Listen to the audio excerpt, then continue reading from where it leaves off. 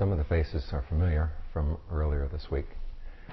This is going to be my last talk for this particular visit. So I'd like to leave you with some last words.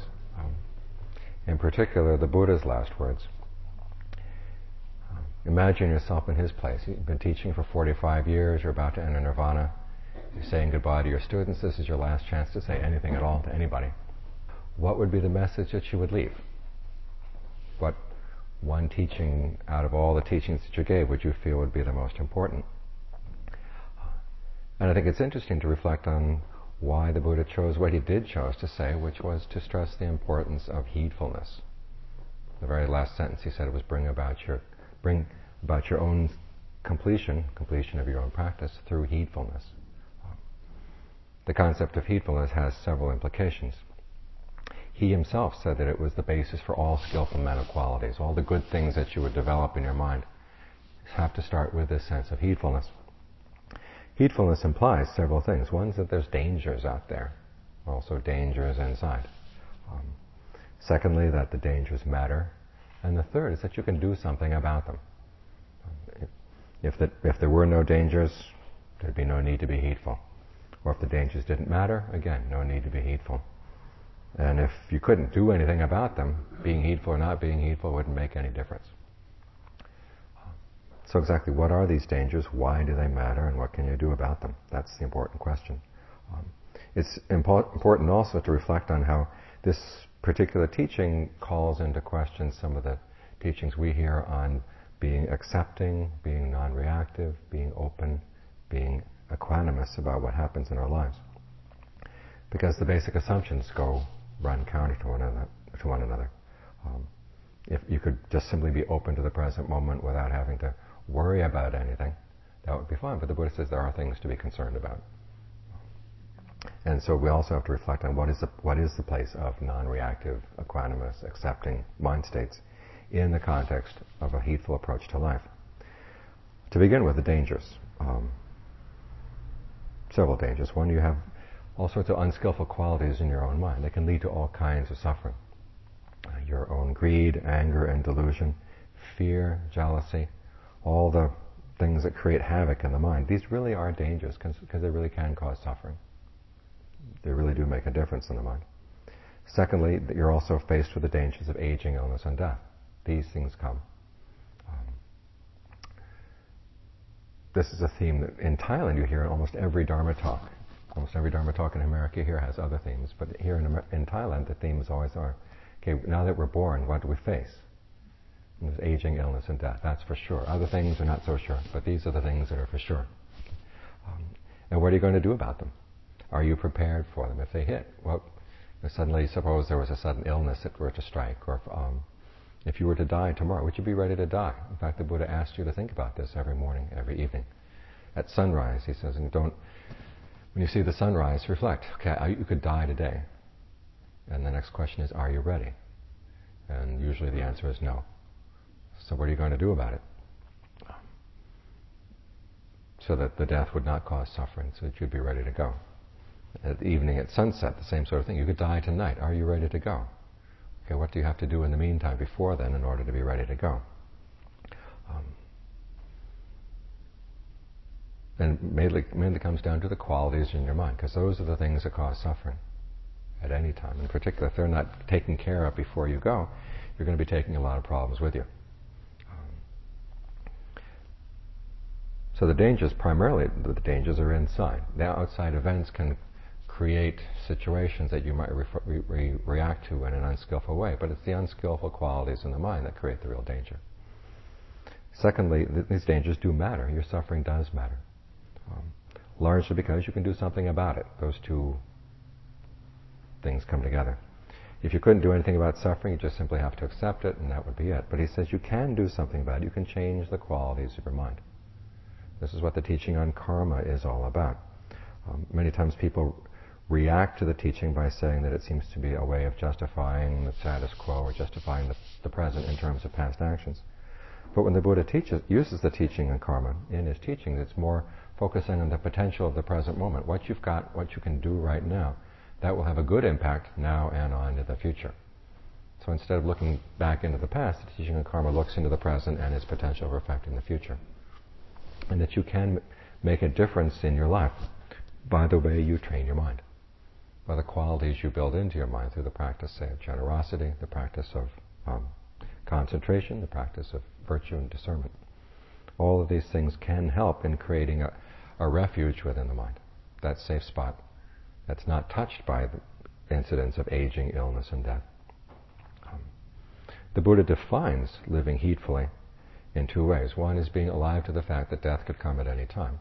You don't know how much time you have to practice, so take advantage of the time that you do have. There's a famous passage where he's asking the monks, he said, how many times do you reflect on the fact that you could die in the course of a day?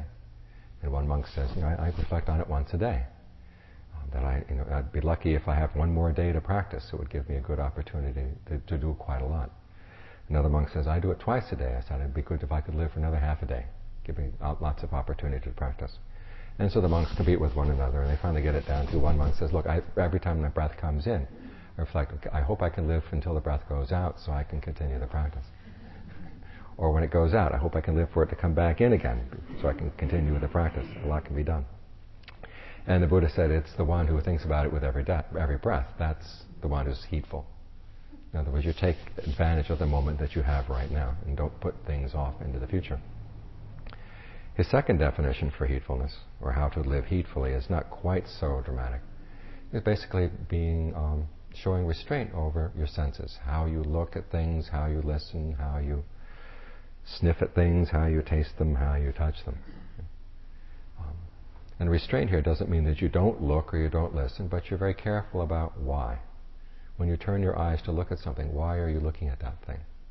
When you listen, why are you listening?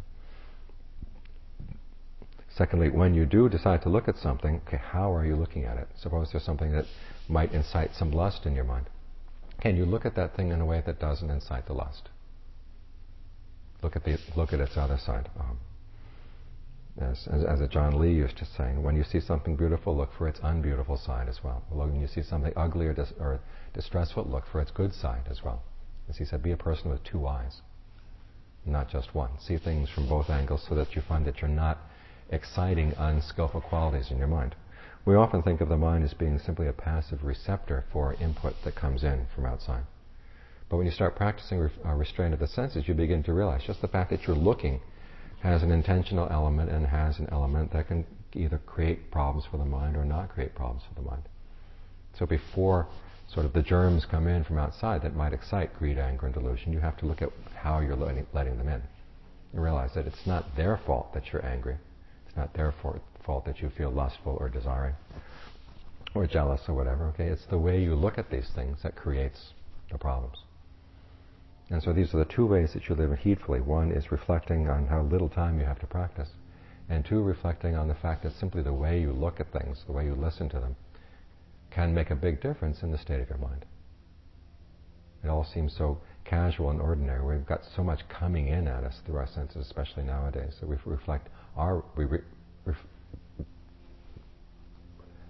forget to reflect on how responsible we are for how things get let in and the processing that they go through as they get into the mind. Once you turn to look at the mind itself, this is also an area where you need to use restraint. There's a famous passage where the Buddha comments that how he got onto the path of practice is when he realized that he could divide his thoughts into two types, skillful and unskillful, harmful and harmless. And what this means is the ability to step back from the chatter that's going on in your mind and just looking at the thoughts, not so much in terms of their content, but what they're going to do. Where is this thought going to lead you? And this is an important element in any kind of practice is, one, the ability to step back, and two, to look at what's going on in the mind simply as a series of events without getting involved in the discussion. I've made this point several times here before, but I think it bears repeating. It's useful to look at your mind like a committee. Lots of voices in there, all kinds of agendas. Sometimes they're friendly, sometimes they're not. And sometimes it's like a dogfight in there, and if you go in the middle of the dogfight, you know what happens. You get bitten by both sides. And so it's good to have a place where you can step back and look at what's going on. And secondly, not get too worried about the issues. Why are these dogs fighting? Well, you don't have to know. You just step back, get out of the way. And then watch and see, okay, if I get involved in this, what's going to happen? The Buddha, from that point, he was able to divide his thoughts into the types that were skillful and unskillful. The skillful ones were the ones that had no the thoughts of renunciation, not getting tied up in sensual desires. That's one. The second one is no thoughts of ill will for anybody. You don't mean anybody harm. Or you wouldn't necessarily like to see other people suffer. And then the third one is no thoughts of harming yourself, harming other people. Okay, these are skillful thoughts. And the ones that are unskillful, of course, are the ones that are involved in sensual passion, ill will. Ill will doesn't mean just plain old anger. It means more that you really want to see that bastard suffer. That's ill will. That kind of thought, that's unskillful. And then thoughts of causing harm, one way or the other. And he compared his thoughts to cows. It's like having a herd of cows. If you see that they're unskillful thoughts, you would check them to make sure that they don't get into danger. And back in those days, the big danger was that during the rainy season or right afterwards, this is when the fields were sown with rice, and the big thing you wanted to make sure was that your cows didn't get into somebody's rice field and eat up the rice, because that's what a lot of problems were back in those days. So he said it's like the cows during the rainy season. You check them and you poke them and you tap them to keep them out of the rice fields. Okay, whenever you notice an unskillful thought is coming into your mind, you don't give it rein. You don't sit back and say, yes, I must be accepting of this unskillful thought. That's the wrong use of acceptance. It doesn't mean, of course, that you go into denial about the thought. You have to learn the skillful ways to hold your thoughts in check. And the Buddha gives totally a list of 5. And you'll find from your practice that these 5 are just kind of beginning ideas of how you can herd your thoughts. The first one, simply, if you see an unskillful thought arising in the mind, you say, look, I don't need to go there. I've got better things to think about. Give yourself something better to think about. If you're meditating, you simply go back to the object of your meditation. The second one is, if you find that the first technique doesn't work, then the second one is to reflect on the drawbacks. If I think about that particular topic for the next 24 hours, where is it going to get me? And it's pretty easy to see. If it's an unskillful thought, you don't want to go there. Because you start creating these ruts in your mind. The third way of approaching the thoughts is simply to ignore them. The image I tend to think of is of being over in Asia and a beggar comes up to you on the street. And if you even turn to the beggar to chase the beggar away, he's got you. Or like a crazy person coming up and talking to you. And you try to chase a crazy person away, they've got you. They've got you entangled in their web. And so you say, okay, there's going to be these unskillful thoughts going on in my head, but I don't have to get involved. Let them chatter away on their own, but I've got my meditation object to focus on. I've got something better to focus my attention on. The fourth way of dealing with unskillful thoughts is simply to relax around them. Because you'll find as you get more and more sensitive to the breath energy in your body, that every time a thought goes to the mind and gets lodged in the mind, there's going to be a pattern of tension someplace in the body that corresponds with the thought. If you can find that pattern of tension and release it, the thought goes away. Doesn't have anything to hold on to. The fifth technique for riding herd on your thoughts. If the other 4 techniques don't work, he says, okay, grit your teeth, press your tongue against the palate of the roof, like the palate of your mouth, and say, I will not think that thought. And if we think of this as a series, this is a sort of a toolbox or a sewing kit for dealing with problems in your life. This one is the sledgehammer. And as with all sledgehammers, it doesn't do the most refined work, but sometimes it's pretty effective. And then you find it takes a lot of willpower to keep that particular method up.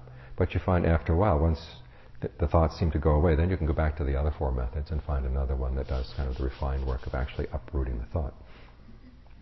So there are skillful ways of dealing with thoughts. Many times we feel that if we try to fight off a particular thought, that just gives it more power. Okay, well in this case you would ignore it or you would just relax around it. Other times there are those thoughts that you really do have to actively counteract. Sort of think your way through. Okay, what kind of reasoning is keeping this particular thought, giving this particular thought to hold over my mind? Got to attack it from various angles. But you find if you can use a variety of tools with your thinking, you find that you begin to have some control over what you think. So then when the time comes when you need to think, you can. When you don't want to think about something, you don't have to. The image they use in Thailand often is of having a sword. If you have your sword outside the scabbard all the time, it's going to get rusty. You pull it out only when you really need it. Otherwise, keep it in good shape. But then the Buddha says, okay, once you've got your thoughts under control like this, then okay, what's left are the skillful thoughts, and you realize that if you think about skillful things, doesn't do you any harm. However, thinking a lot can wear out the mind, and so this is when you turn the mind to be more still.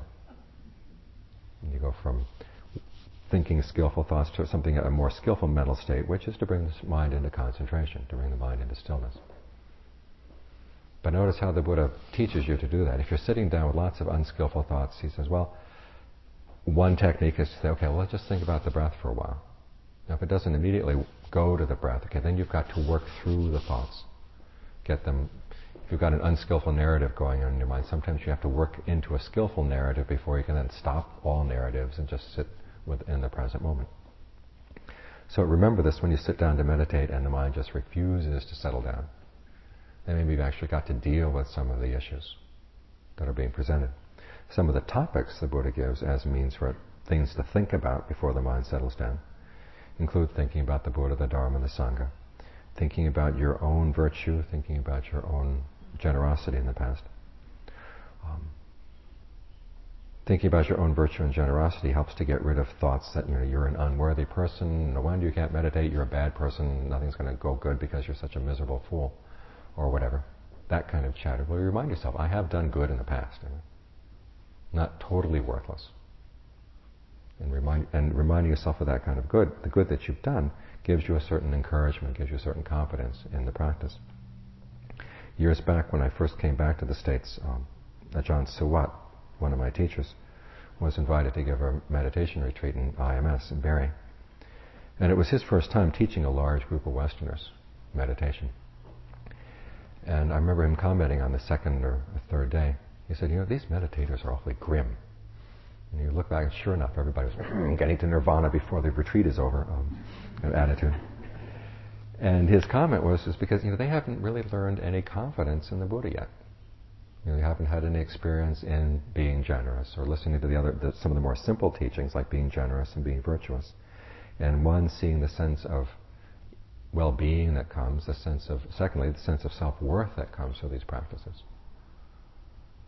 And as a result, it's difficult to fight off any sense of doubt, and so what we tend to do is just sort of push it out of the way. But if you come to the meditation having practiced virtue and generosity, you find there's a sense of self-confidence that can carry you through. And so that's an important part of the meditation. It's not just what you do when you sit with your eyes closed, it's how you lead your life in the ways that you try to be generous and try to be virtuous in the rest of your days. Other topics that are useful to think about are the one that's primarily there for heedfulness is reflecting on the fact of death. Death could come at any time. And as we said earlier, you have to ask yourself, are you ready to go? If not, okay, now you've got some time to meditate right now. Okay, it's a good time to meditate. Don't put things off. So in this way, you begin to see how heedfulness is an important and essential quality to everything you do. Because if you have an attitude, well, it doesn't really matter what I do, or if you have the attitude that I can be equanimous and accepting about everything, you don't have the motivation to work on the qualities that really do need to be developed in the mind. And then you miss out on an important opportunity, which is, as the Buddha said, human beings can attain a happiness that doesn't depend on conditions through the training of the mind. Now, the fact that potential is there, it should excite some sort of interest in you, because you look at the other forms of happiness that are being offered to you throughout the world, and there's not much. A new car, a new house, a new relationship, they're good for a while, and then after a while they begin to get old. And then what are you going to do? Well, you look for a new one, which in the terms of a car or a house may not be too bad, and you start looking for new relationships. That can get pretty sticky. But the Buddha says there are other ways of finding happiness, and they can come through developing the mind. He means that as a challenge. Are you interested in a happiness that doesn't change? If you are, okay, this is the path. You look around to the alternatives, and he said, if you have a sense of heedfulness about how important your happiness is, and here he's offering you a chance to use your own powers to get to a true happiness, it merits your attention. And if you do have a sense of urgency about your happiness, a sense of heedfulness about the dangers that lie around you, it's in your own best interest to look into what the Buddha has to say. So when you look at the teaching on heedfulness, you find that it underlies everything, the whole path, forms the basis for the whole path. So what he was doing in his last words was reminding people, okay, this is where it starts. From here, if you have an attitude of heedfulness, all the rest of the path makes sense. All the rest of the path becomes a lot easier to follow as well. It gives you both your motivation and also confidence. After all, as I said, if a true happiness were not available, the Buddha wouldn't have bothered to teach. He wouldn't have bothered to teach heedfulness, because what is there to do? You just sort of put up with what's coming in your life, and then when it's all over, that's it. But he's saying, no, that's not the case. There is a true happiness that's available. If you're heedful and if you realize the importance of your actions from moment to moment to moment, okay, then that happiness is possible. So those are some of the thoughts on heedfulness that I'd like to toss out to you. I was wondering what you wanted to toss back.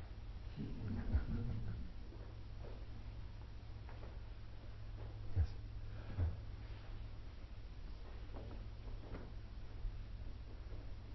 Question? Differentiate between heedfulness and mindfulness. Heedfulness and mindfulness. Mindfulness is simply keeping something in mind. Heedfulness is having an urgency about it. One having a sense of the importance of keeping something in mind. Why do this? So it's partly motivation, and secondly gives you a sense of urgency about the practice. And third, well, the urgency is there because there are dangers around you, especially in your mind. The dangers of greed, anger, and delusion, where these things can lead, and you remind yourself, okay, this is why I'm trying to be mindful. So that these dangers don't overcome me. So it's motivation. In listening to you speak, I'm very struck by your demeanor. You're a monastic, and that's a departure from our usual fare here. And excuse me. I have a reaction that I see in myself when you talk, because like everybody in this room, I suppose I have some very serious issues that I'm facing in this life. And one of the ways, I guess, that I cope is to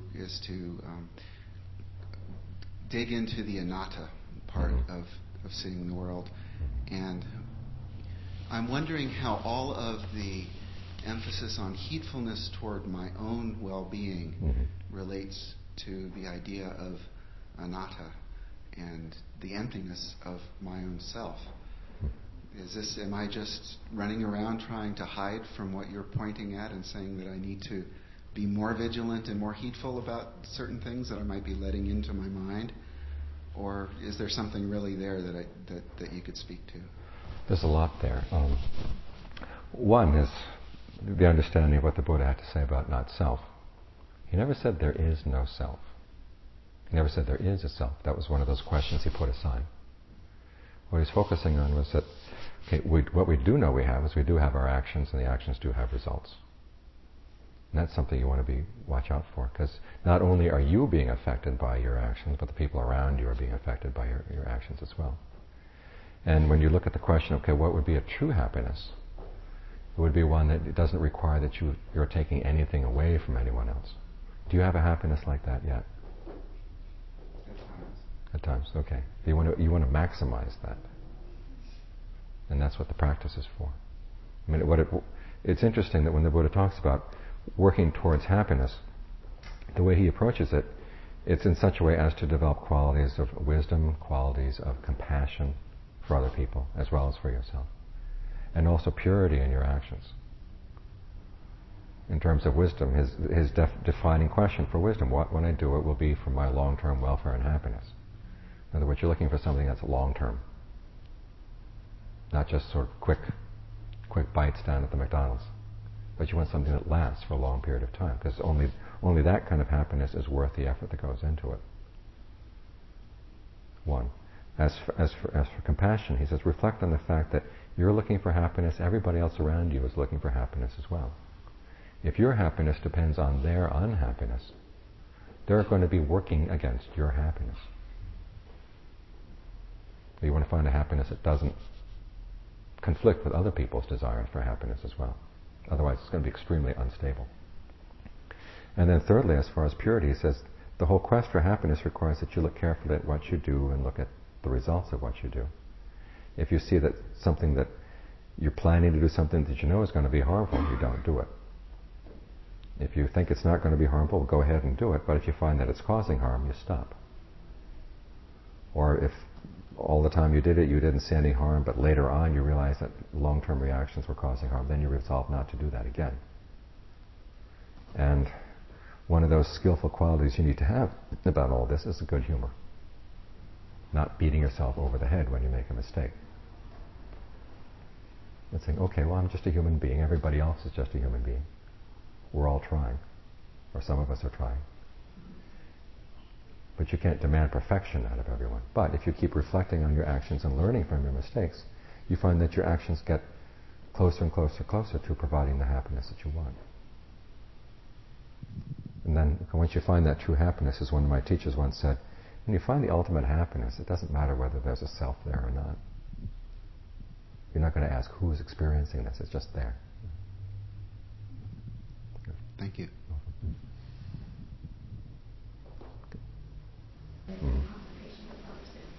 Okay, well, if you find that the thinking about renunciation is getting you all frazzled, you've got to rest. Then, how do you think monks get through their lives with, being celibate without having some sort of inner sense of calm? Because you're thinking about, gee, I've got to give this up, I've got to give that up, I should give this up, I should give that up. After a while, you get kind of upset,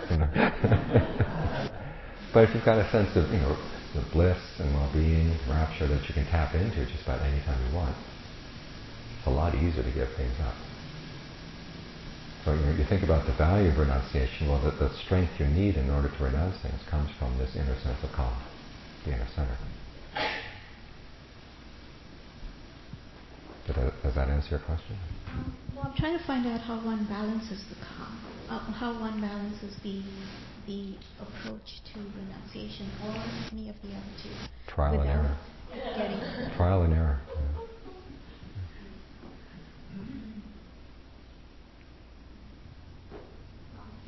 Try.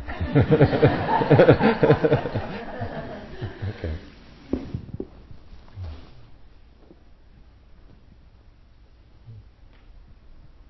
We certainly don't have enough in our society to encourage renunciation.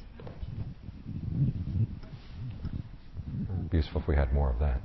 I will use that as an example. I think what I was focusing on is, I was reading this sutta the other day. I can find my phone.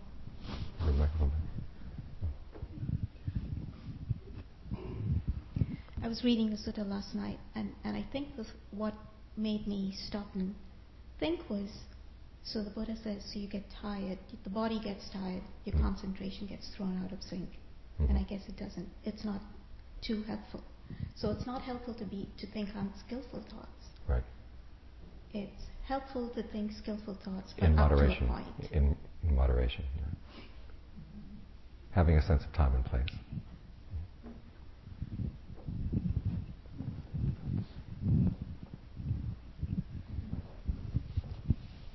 At time, Jeff, in an earlier talk you had referred to heedfulness as composed of mindfulness, alertness, and ardency. Mm-hmm.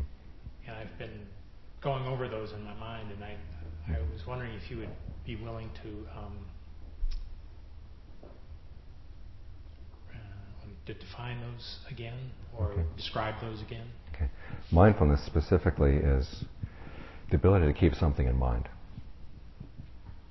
And you might, if you're practicing meditation, you keep the object of your meditation in mind. In the larger sense of heedfulness, it means keeping sort of the context of your life in mind. In fact, okay, today I may be totally focused on this one issue, but I should also remember there are these larger issues encompassing my life. Particularly, as I said, the fact of aging, illness, and death, and the need to develop good qualities of mind in order to encounter these things and deal with them properly. So that's another kind of mindfulness as well. Then alertness means keeping watch over your actions. What are you actually doing? In the context of meditation, it's okay, you've got this topic that you've told yourself you want to stay with. Are you really with it? Are you with it in a comfortable way, in a way that's stable and maintainable? In other areas of life, it can also mean, okay, I see this larger context of my life. Are my actions in keeping with this, my sense of the larger context? And then finally, ardency. If you find yourself drifting off or not living in line with your larger values, okay, then you bring yourself back right away, realizing you don't have that much time, necessarily. So that's sort of applying that, because you can apply those three qualities to your meditation. If you find yourself wandering off the topic of meditation, you don't say, well, I've got a whole hour to meditate, give me 10 minutes, 15 minutes to wander a little bit more, then I'll gradually get back. You say, no, right now, bring it back. And if you find that your actions are wandering away or your thoughts are wandering away in the larger context from your larger values, I've got to bring that back right now. I just can't let myself indulge in that unskillful thinking.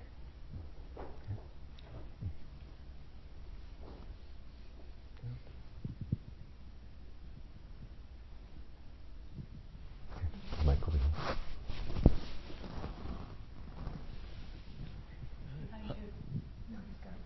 I'm struck by the moderation and timing of your session today. That you gave a Dharma talk, and then with about half of the time left, tossed it back to us. And you told the story about breathing in and out, seeing the ugly and the beautiful and the ugly, and talked about not breathing germs in. And that was a very poetic image to me. I began to think of the beautiful and the germs in and out. And that in our language, germ means life as well as pathogen and death. And that there's a certain symmetry in and out. Thank you.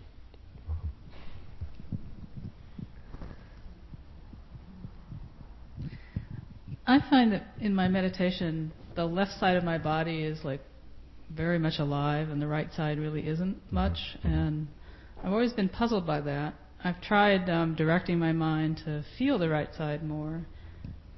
Not exactly sure what the end result of that is. But I don't know. It's an interesting phenomenon. I don't know quite what to make of it. It's common. Just about everybody, when you get in touch with your body, you find that one side is a little bit more vivid than the other side.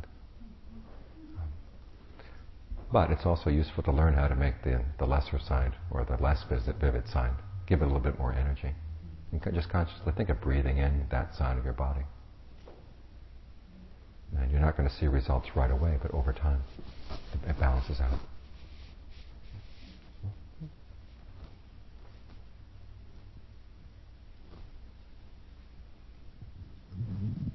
Yeah. When you were talking about heedfulness, you mentioned urgency. Could you speak a little bit about the balance between urgency, not wasting time, and rushing around? Again, you have to do it skillfully. And one of the things to notice is if you're pushing yourself so hard that you're getting frazzled, and that the results are getting less and less and less satisfactory, okay, you've got to pull back. I mean, notice how much of the Buddha's teachings is on concentration, getting the mind still. Because you want to be coming from a position of strength. And you also have to learn how to monitor your inner level of strength and begin to realize, okay, now that you can sense when it's getting depleted. And then have a place to go back to. Because not all the work in meditation is concentration, but a lot of it depends on the concentration. I don't know if this is actually a Theravada term, but inclining the mind towards your own happiness. Can you speak a little bit about that. What was the term? Inclining the mind. Inclining the mind? Towards your own happiness.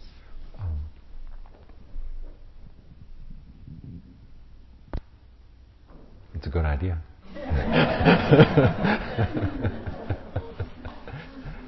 But part of it requires a fair amount of talking yourself into it sometimes if you're not already inclined in that direction. In which case you have to realize the importance of developing a sense of peace or well-being in yourself if you're going to be helpful to anybody at all. In which case you basically talk yourself into seeing that importance. Think of parallels, think of analogies. And if you don't have any water, you can't give water to other people. If you don't have any peace, you can't provide peace for the people around you. So if there's a feeling that it's selfish to look for your own happiness, you have to realize, if I have a good solid sense of happiness inside, I don't have to lean on other people so much. And I actually will have more to provide them. So whatever types of thinking you can do, you can read passages from the Dharma, you can listen to Dharma talks that help sort of incline the mind in that direction, to seeing the wisdom of that. Because without that kind of motivation, everything else falls apart. Is that what you're getting at?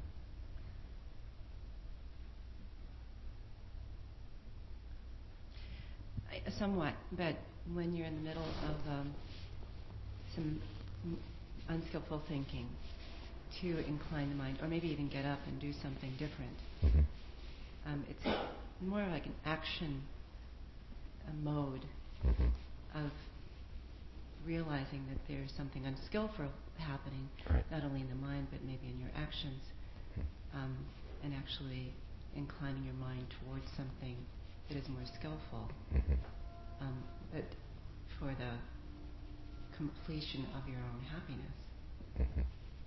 So, I'm just wondering, when there's this, it's unskillful thoughts that continue to happen, what would you recommend as far as inclining the mind? To get away from them? Well, as an action to do.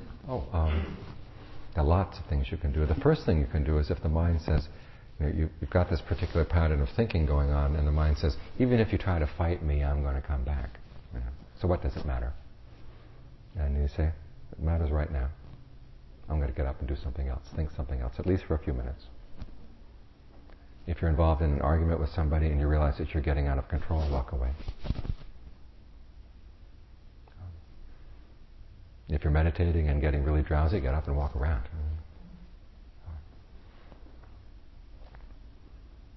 But I find that sort of the most debilitating thought that can harm the mind is this one, that when an unskillful thought pattern comes into the mind, and the mind says, it's going to come back, so why try to fight?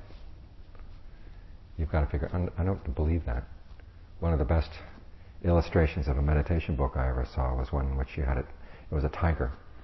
And the face of the tiger was extremely realistic. All the hairs and fur and everything were drawn in great detail. And the body of the tiger was origami. It was a paper tiger. So a lot of these things come into the mind and they look really strong and really overwhelming. Just wait for a while. Just breathe through them for a little bit. And then you find it's not that compelling anymore. That particular way of thinking or that particular way of action. Sometimes it's just, okay, stop, watch for a little bit.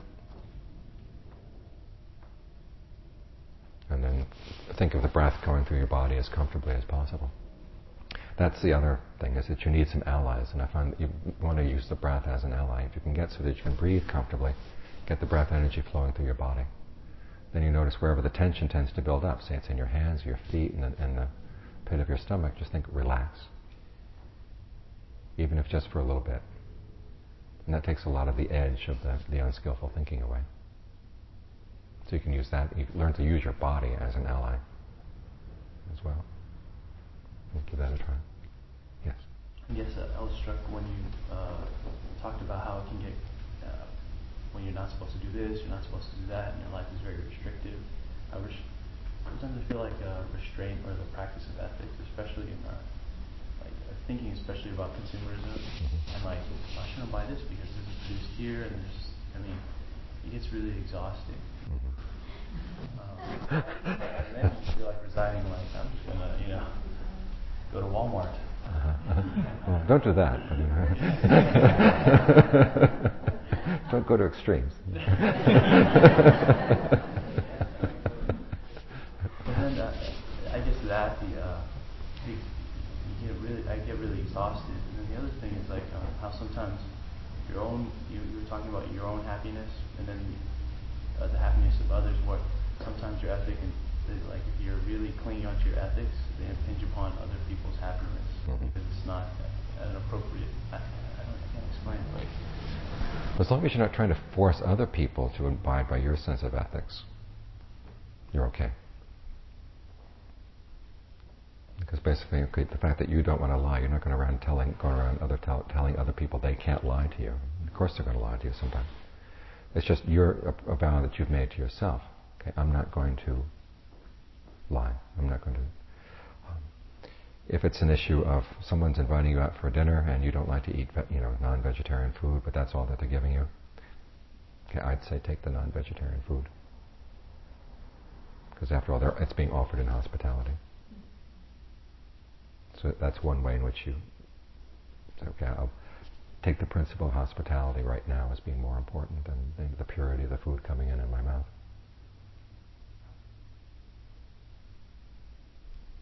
But the ethics that you really have to hold on to, one, you're not going to lie, you're not going to kill, you're not going to have illicit sex, you're not going to take intoxicants, you're not going to steal.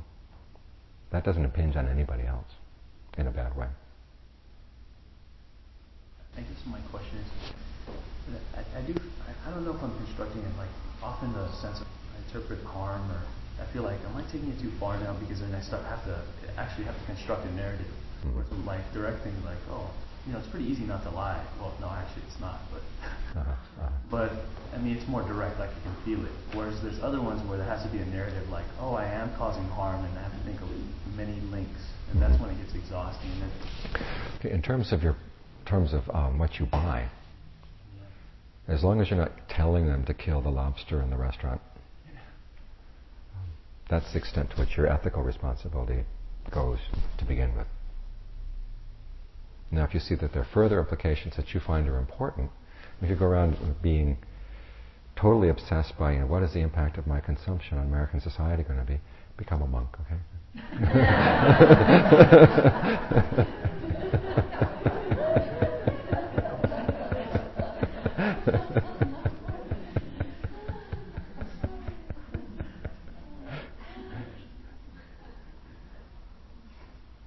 But you've got other more important things to do with your mind than worry about just, your role as a consumer and that being an all-consuming role. I mean, you don't want that to be.